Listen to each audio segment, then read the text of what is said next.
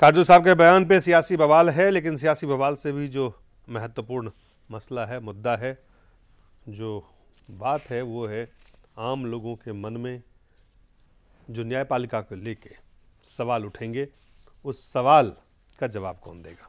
उस सवाल का जवाब सरकार की तरफ से या फिर न्यायपालिका की तरफ से, या कहाँ से इस व्यवस्था को दुरुस्त करने की शुरुआत होती है?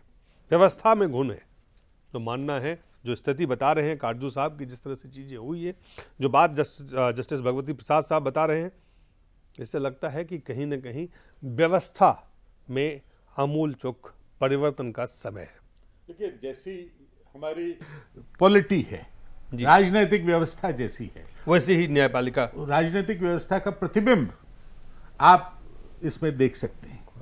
वहाँ पे बहुत सारी मजबूरियाँ होती हैं, यहाँ भी मजबूरियाँ होती हैं। वहाँ उनको हर 5 साल में चुनाव जीतना होता है, हर बार जाके लोगों के बीच में लड़ना होता है, तमाम तरह के वो काम उनको। यहाँ पे तो आपको न्याय जो है वो लोगों को देना होता है। न्याय देने तक तो ठीक है, पर न्याय देने की स्थिति तक पहुंचना वो कितने समझौतों के बाद होता है। अनुचित समझौता, जिसको बात वो कह रहे हैं, वो समझौते करके अगर आप वहां पहुंचते हैं तो आप देख सकते हैं कि जो कुछ दे के आया है वो लेके ही जाएगा, वो लेके ही जाएगा। जी अवधेश जी, देखिए दिलीप जी, इसको थोड़ा व्यापक फलक में हमको देखना चाहिए, छोटी बात नहीं है ये। बिल्कुल सही। इस देश की व्यवस्था को लेकर के सोचिए कि हम कैसी व्यवस्था में पहुंच गए हैं इस समय, कहां पहुंचे हुए हैं, संपूर्ण उम्मीद की किरण है कहां? एक एक अंग को देखनी है ना। 3 संसदीय लोकतंत्र के 3 अंग है, उसमें राजनीति हमारी मूल्यों और मुद्दों से भटक करके,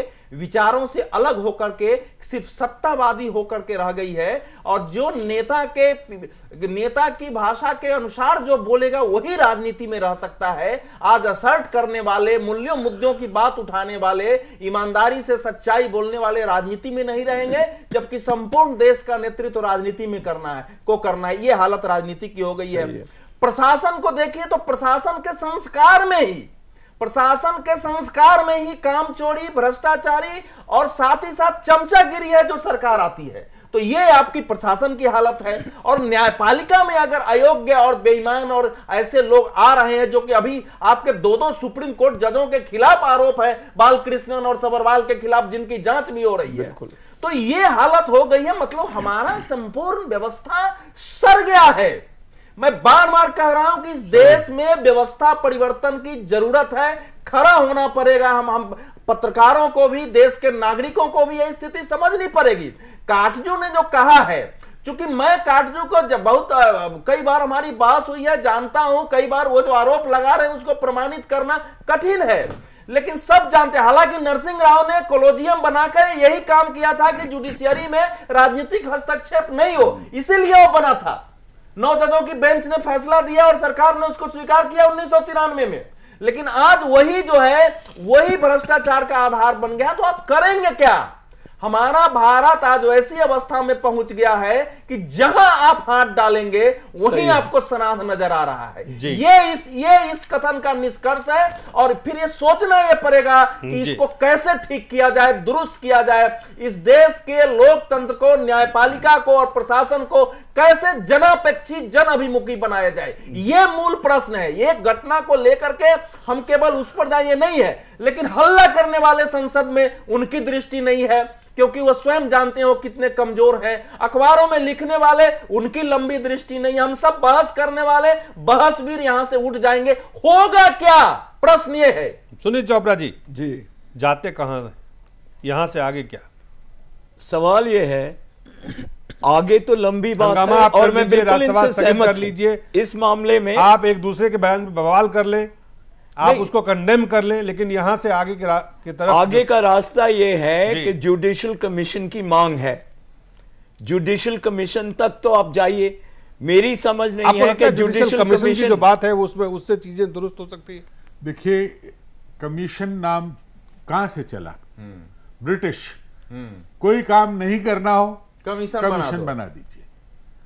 तो इसकी इटियोलॉजी है कमीशन शब्द की, वो ब्रिटिश वो तरीका है।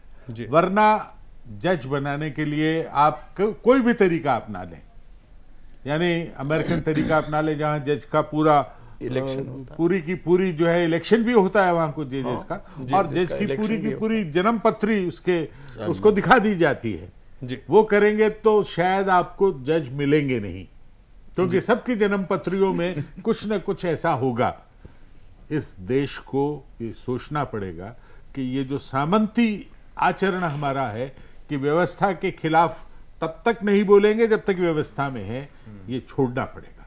व्यवस्था में रहते हुए व्यवस्था का विरोध करना, लेकिन छूटेगा कैसे, ये सवाल तो है।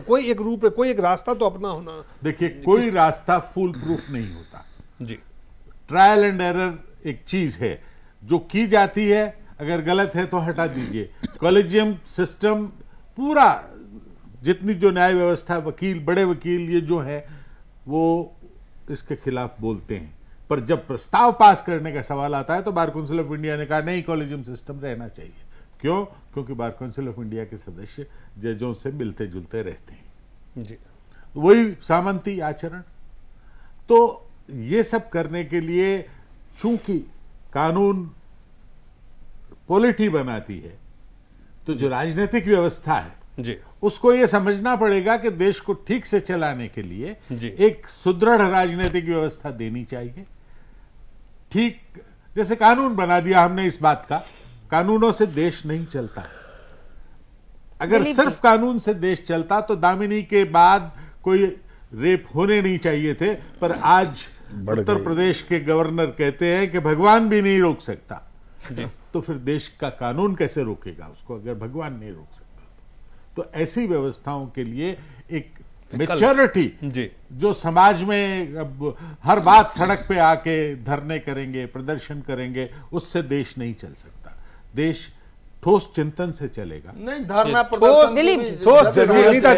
नीता जी, देखिए, जो सिस्टम ऑफ कॉलेजियम हो या नेशनल कमीशन हो, जैसा कि होनी चाहिए, जैसा कि भाई साहब ने कहा, तो कोई भी सिस्टम हो, ये जरूरी है कि ट्रांसपेरेंसी पूरी तरह से होनी चाहिए। नंबर 1, उसकी प्रक्रिया क्या हो, नंबर 1, ट्रांसपेरेंसी व्यवस्था कहाँ है? इस पे देखिए वही बात है कि व्यवस्था तो फिर पूरी तरह से, अगर देखिए हमें यहाँ पर बैठ करके कोई भी निराशाजनक बात नहीं सोचनी है। स्थिति है निराशा, देखिए स्थिति ऐसी है जिससे आप आशावान नहीं बन सकते हैं। नहीं, ऐसा जब आपके 10 साल, जब वहाँ 3 मुख्य न्यायाधीश सुप्रीम कोर्ट के, 3 मुख्य न्यायाधीश के बारे में एक पूर्व सुप्रीम कोर्ट के न्यायाधीश कह रहे हैं कि यहाँ पे आशा की किरण आपको किस तरह से नजर आए, सवाल ये है कहाँ है? देखिए ये तो बताएं आप। एक तो ये थोड़ा सा बोलना प्री मैच्योर। दूसरी चीज मैं एक और कहना चाहती हूँ। दूसरी बात है कि कुछ जो राजनीतिक दल हैं उनकी भी कोई ना कोई जिम्मेदारी बनती है। अभी जैसे अवधेश जी ने कहा, काटजू जी को सुर्खियों में रहने का बहुत इंटरेस्ट है। चलिए मान लीजिए काटजू जी को सुर्खियों में रहने का उनको हो सकता है, इंटरेस्ट है, तो सुर्खियों के वो भूखे हो सकते हैं, लेकिन जो बात जस्टिस भगवती साहब प्रसाद कह रहे हैं कि जो स्थितियां हैं वो बहुत ज्यादा उत्साह करने वाली स्थिति नहीं है। ठीक है, यहां पे स्थिति है, गंभीर है। लोग, एक उम्मीद लोगों को रहता है कि यहां से जब निकलेंगे कुछ गलत होगा तो आप न्यायालय जाएंगे। उस न्यायालय में अगर भ्रष्ट को पोषित किया जाता हो, उस न्यायालय में अगर अनुचित, जो उन्होंने कहा है, समझौता किया जाता हो, तो वहां पे आप उम्मीद की किरण कहां से देखते हैं? नहीं, देखिए, ये मैं पूरी तरह से इनसे सहमत हूं इस बात को लेकर के कि सिस्टम पूरा ट्रांसपेरेंट होना चाहिए। कैसे होना चाहिए? इसका रोड मैप नहीं है कहीं पे, सुनील चोपड़ा साहब। इसका रोड मैप मेरी समझ में कदम दर कदम चलना पड़ेगा आपको। जैसे अवधेश जी ने कहा है, आमूल चूल परिवर्तन होना चाहिए, लेकिन आमूल चूल परिवर्तन के लिए एक कार्यक्रम होना चाहिए। कदम दर कदम आगे बढ़ना पड़ेगा। जुडिशियल कमीशन एक कदम है, उसके बाद आगे बढ़ना पड़ेगा। दूसरी चीज है, जब इस तरह के काम हो जाते हैं तो लोगों का अधिकार है कि वो धरने भी दें और वो आंदोलन भी करें। धरना करें, आंदोलन करें, परिवर्तन तो लाएं। अवधेश जी, परिवर्तन तो लड़ने से ही आएगा अवधेश जी, क्योंकि मैं देख रहा हूं कि लोगों ने लड़ाई की प्रक्रिया ही भूल गए। परिवर्तन की शुरुआत कहां से होती है? यहाँ पे न्यायपालिका तक अगर हम सीमित रहते हैं तो देखिए 1968 का जांच न्यायाधीश जांच कानून है, जज साहब को मालूम होगा, जिसको बदलने के लिए जुडिशियरी अकाउंट बिल है, इसमें बहुत सारे प्रावधान डाले गए हैं। ले इसमें यह भी मांग उठी कि जजों की जो नियुक्तियां हैं उनको उनमें भी परिवर्तन करने की आवश्यकता है। हाँ। लेकिन मेरा मानना है कि इन सबसे सुधार संभव नहीं है। जब हर साख पे उल्लू बैठा है, अंजाम गुलिस्ता क्या होगा, बर्बाद गुलिस्ता करने को जब एक ही उल्लू काफी है।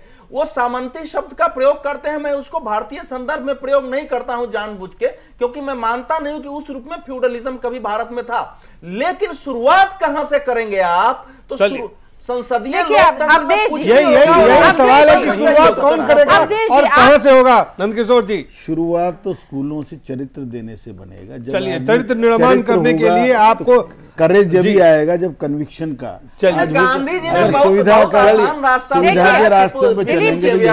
Last word justice Bhagwati Prasad ji, इसकी शुरुआत कहां से हो, कैसे हो, कौन करेगा? देखिए, इसकी शुरुआत अगर करनी है तो एक पॉलिटिकल कन्विक्शन हमारी भारतीय संसद को अपनाना पड़ेगा और सबको कम से कम ये तो सोचना पड़ेगा कि जो चीज हमारे देश के लिए ठीक नहीं है उस पे हम हंगामे नहीं करेंगे। आप संसद से उम्मीद आपको है?